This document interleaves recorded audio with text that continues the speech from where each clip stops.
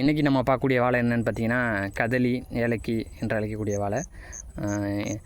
இந்த வாழை வச்சு இப்போ நம்ம வச்சு 1 மாதங்கள் ஆயிடுச்சு. இன்றைக்கி நம்ம பார்க்கக்கூடிய என்னென்னு பார்த்தீங்கன்னா மண்புழு. இன்றைக்கி நம்ம மண்புழுவை பற்றி தெரிஞ்சுக்குவோம். அதாவது மண்புழு எப்பயுமே பார்த்திங்கன்னா ஒரு ரொம்ப உணர்ச்சி பூர்வமான ஒரு உயிரினம். அதாவது அதை ஒரு நாளைக்கு நம்ம தொட்டுட்டோம்னா அது ஒரு நாள் ஃபுல்லாக தன் உணவே எடுத்துக்காது. அவ்வளவு மென்மையாகவும் இதாக இருக்கும். அதே அப்புறம் பார்த்திங்கன்னா ஏன் இன்றைக்கி நிறையா வயல்கள் எல்லாம் மண்புழுவே இல்லை அப்படின்னு நிறையா பேர் கேட்குறீங்க. அதாவது அது தன் தன் குஞ்சுகளுக்கு உணவு இருந்தால் மட்டும்தான் அங்கேயே அது முட்டையிடும். அதாவது தன் குஞ்சுகளுக்கு உணவு இல்லை அப்படின்னு இருந்துச்சுன்னா அது முட்டையிடுறதே நிறுத்திடுமா.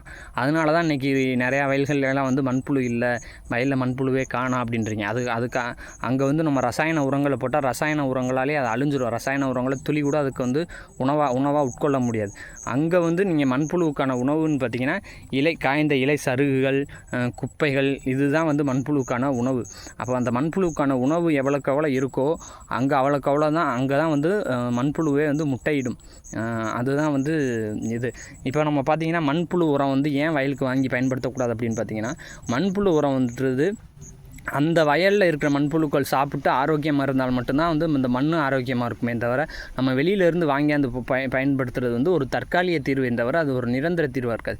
இப்போ நம்ம அந்த நம்ம இது மாதிரி கழிவுகளை இப்போ நம்ம போட்டோம்னா இங்கே இருக்கிற மண்புழுக்கள் சாப்பிட்டு ஆரோக்கியமாக இருக்கும். அப்போ இந்த ஆரோக்கியமாக இருந்துச்சுன்னா இங்கே இருக்க மண் உரமும் மண்ணும் நிலமும் ரொம்ப ஆரோக்கியமாக இருக்கும். அதனால் வெளியிலேருந்து மண்புழு உரங்களை வாங்கி பயன்படுத்துறதுக்கு நம்ம வயலில் இருக்கிற மண்புழுக்களுக்கு உணவளித்தால் தான் நம் வயல் ஒரு ஆரோக்கியமாக இருக்கும்.